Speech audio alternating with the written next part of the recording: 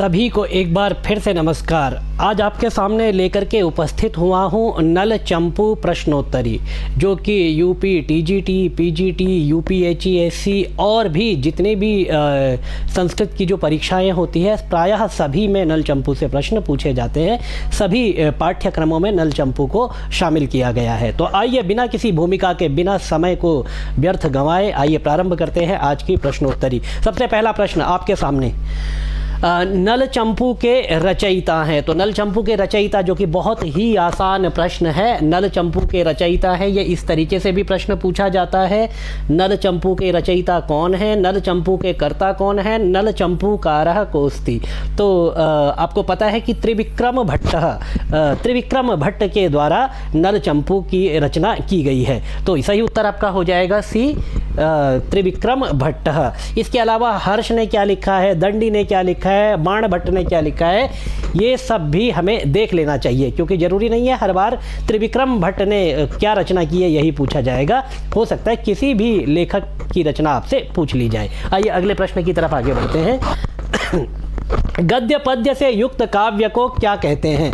तो दंडकम कहते हैं, चंपूह कहते हैं, नाटकम या फिर आख्यायिका। तो आपको याद रखना चाहिए कि गद्य पद्यमयम काव्यम चंपूरित्यभिधीयते, इस तरह की परिभाषा आती है। तो गद्य पद्यमयम काव्यम चंपूरित्यभिधीयते, इस तरह से जब आपकी कारिका आप पढ़ेंगे तो सही उत्तर हो जाएगा चंपू।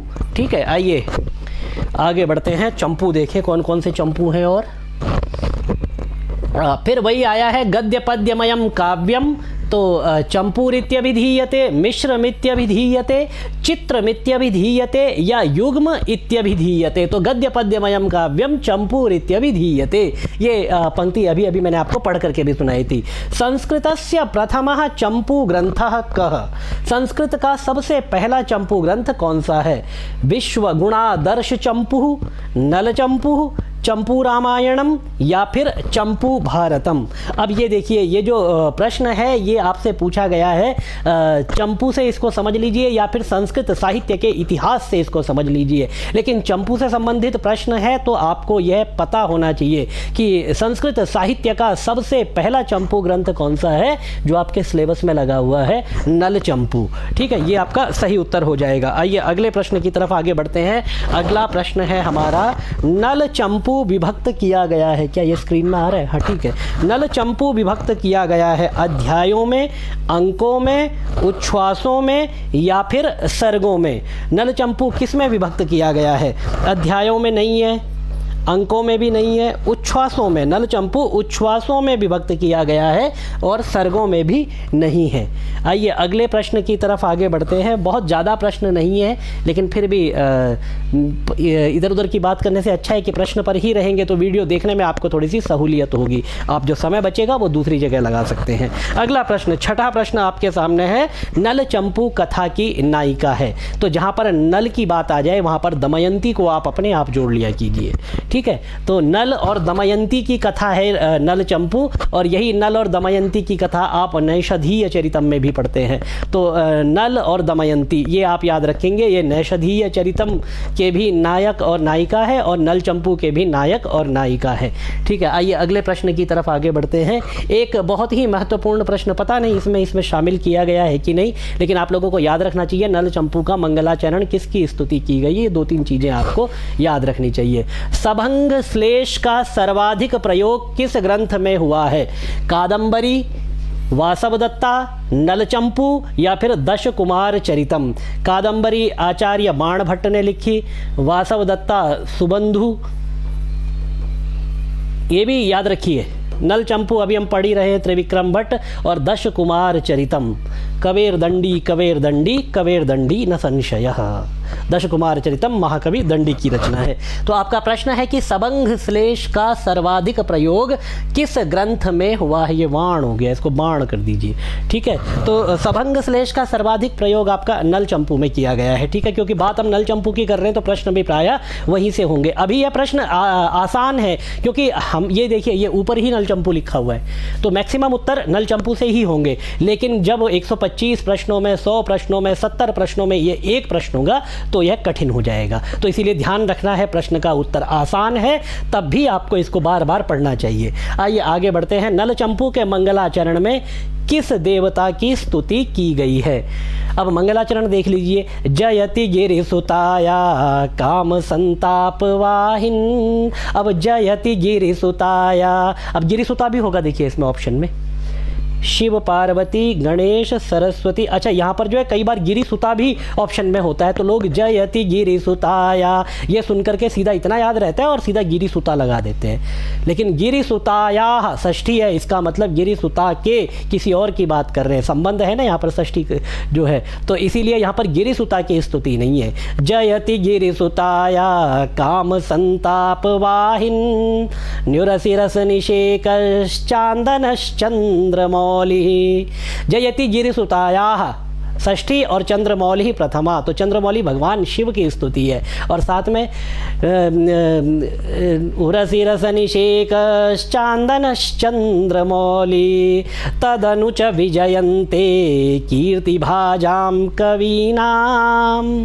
तदनुच विजयन्ते कीर्तिभाजां कवीनां मसकृतमिदविन्दोस्यन्दिनो वाग्विलासः। ये पूरा श्लोक आपको अर्थ सहित याद होना चाहिए। एक वीडियो हम बनाएंगे अभी सभी मंगलाचरणों के ऊपर, तो ये स्पष्ट हो जाएगा इसमें किसकी स्तुति है। ठीक है, तो सही उत्तर आपका हो जाएगा जयति गिरिसुताया।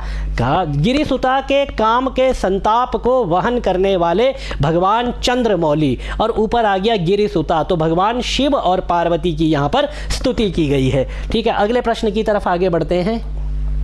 इसके बाद एक और मंगलाचरण है, उसकी भी बात करेंगे, अगर आगे आ जाता है तो तभी करेंगे। नल चंपू कितने उच्छ्वासों में वर्णित है? नल चंपू कितने उच्छ्वासों में वर्णित है? 7 है, 8 है, 5 है कि 6 है? लगा लीजिए, 7 उच्छ्वासों में नल चंपू की कथा कही गई है। ठीक है, आइए आगे बढ़ते हैं। नल चंपू की कथा वस्तु का आधार है।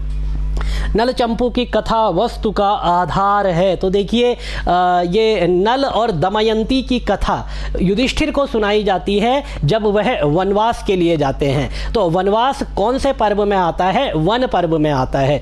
तो नल और चंपू की जो कथा है, नल दमयंती की जो कथा है, वह वन पर्व में नलोपाख्यान के नाम से वहाँ पर जो है पठित है। इसीलिए नल चंपू की कथा का जो उपजीव्य ग्रंथ है महाभारत का वन पर्व हो जाएगा। कथा वस्तु का आधार हो जाएगा महाभारत का वन पर्व। ठीक है, आइए आगे बढ़ते हैं। त्रिविक्रम भट्ट की रचना पूछी गई है, तो रामायण चंपू, मदालसा चंपू, यशस तिलक चंपू और इनमें से कोई नहीं।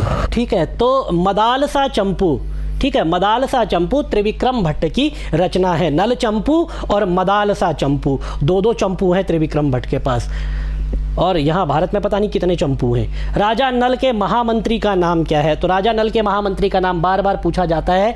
देखिए, राजा का जो मंत्री होगा और राजा के बेटे का, उसका मंत्री का बेटा ही मंत्री होगा। तो ये आप जब रिलेशन याद कर लेंगे एक के बाद एक तो आपको स्पष्ट हो जाएगा। राजा के मंत्री का नाम है श्रुतशील। ठीक है, राजा नल के मंत्री का नाम है श्रुतशील। और श्रुतशील का जो पिता है वह राजा नल के पिता का मंत्री है। करोति कस्यनाल्लादं कथा कांतेव भारती। करोति कस्यनाल्लादं कथा कांतेव भारती। नल चंपू, ठीक है, ये इसका सही उत्तर हो जाएगा। ये सूक्ति नल चंपू से ली गई है।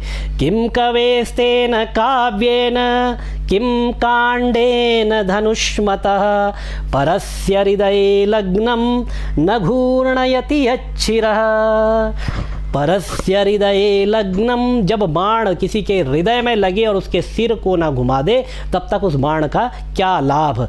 किम कवेस्तेन काव्येन, ऐसे काव्य का भी क्या लाभ जो कि जब व्यक्ति उसको सुने और उसका सिर थोड़ा सा घूमने ना लग जाए, जब तक उसको अपने सभी तंतुओं का प्रयास करके उसका अर्थ ना निकालना पड़े। तो कहते हैं ऐसे काव्य का क्या लाभ, ऐसे कवि का क्या लाभ। किम कवेस, और ये भी कहते हैं कि कवि ही जानता है कवि के श्रम को, कवि के परिश्रम को कवि ही समझ सकता है।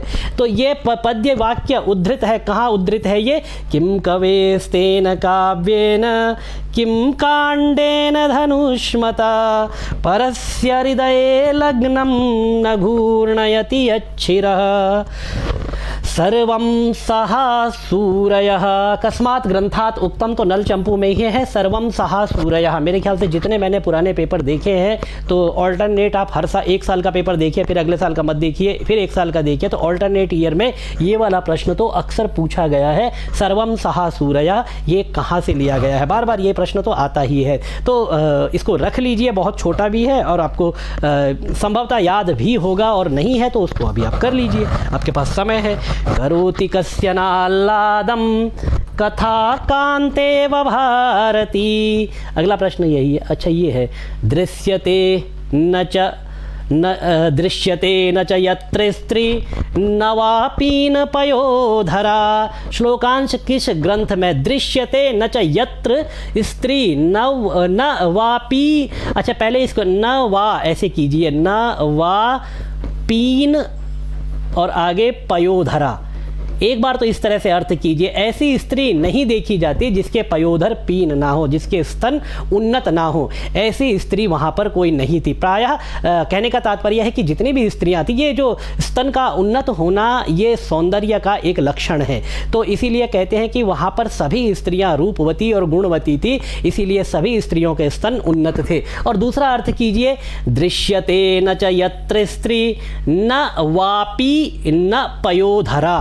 ठीक है, वापी और पयोधर, वापी कहते हैं जो तालाब आदि जो कुआं आदि होता है, और पयोधर बादल, मतलब पानी की कोई कमी नहीं थी। ऐसा कहीं पे भी नहीं था जहाँ पर, उस देश विशेष की बात कर रहे हैं, वहाँ पर ऐसी कोई जगह नहीं थी जहाँ पर वापी ना हो और पयोधर, मतलब बादल भी वर्षा करते थे लगातार और वापी कुएं ये सब जल से भरे रहते थे। तो ये किस ग्रंथ से ली गई है? नल चंपू से ली गई है।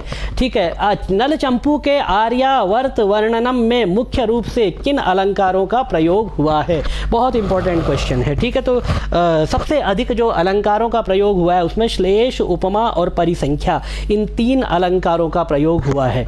ठीक है, तो आर्यावर्त वर्णनम में सबसे अधिक प्रयोग आपका जो हुआ है श्लेष, उपमा और परिसंख्या अलंकार का प्रयोग हुआ है। आइए अगले प्रश्न के तरफ और अंतिम प्रश्न की तरफ आगे बढ़ते हैं। अनुचानः कः। अनुचान किसको कहते हैं? ये प्रश्न कई बार आया है। तो सांग वेदाध्येता, ठीक है, कई बार इस तरह की एक सूक्ति भी है, योनु चानः सनो महान, तो ब्लैंक्स में दे देते हैं योनु चानः सनो डैश कर देते हैं, तो वो दूसरी जगह पर है यद्यपि उसको, लेकिन फिर भी आपके सिलेबस में है तो उसको आपको रखना चाहिए, योनु चानः सनो महान। यहाँ पर पूछा गया है तो ये अनुचान कौन होता है? तो सांग वेदाध्येता, सांग वेद, साम वेद का सांग वेदाध्येता, अंग सहित वेदों का जो अध्ययन करता है। वेदों के 6 अंग है, षडंगादि वेदो कहते हैं ना, षडंगादि वेदो मुखे शास्त्र विद्या कवित्वादि गद्यम सुपद्यम करोति। तो जो 6 अंगों सहित वेदों का पाठ करता है, उसको जब अध्ययन करता है, उसको अनुचान या अनुचाना ऐसा कहा जाता है। तो आपका सही उत्तर हो जाएगा सी, सांग वेदाध्येता। तो आज की जो प्रश्नोत्तरी है आपकी 18 प्रश्न केवल इसमें थे, समाप्त हो गई है नल चंपू की। आगे भी इस तरह की प्रश्नोत्तरी आपके लिए लेकर के आते रहेंगे। तब तक के लिए आप अपनी परीक्षा की तैयारी दृढ़ता से करते रहें और अपने अध्ययन में निरंतरता के साथ जुटे रहें।